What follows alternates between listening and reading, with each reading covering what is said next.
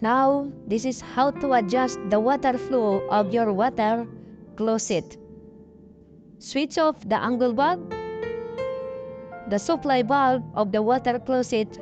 Open the water closet and you will see the water is only 4.5 liter. In order to increase this, you have to flush the water in the tank. Remove the pin from this inlet valve, the safety pin. It's on the side. It looks like this plastic. Remove it and turn the inlet valve counterclockwise.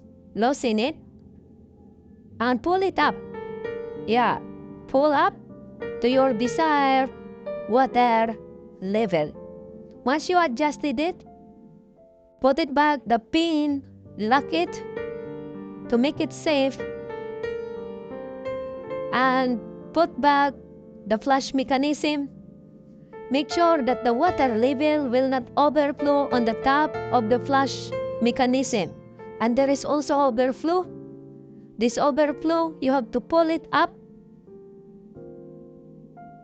to make it safe and there is no water leakage.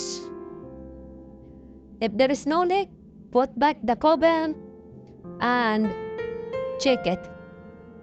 You will notice there is an increase of water flow. Thank you.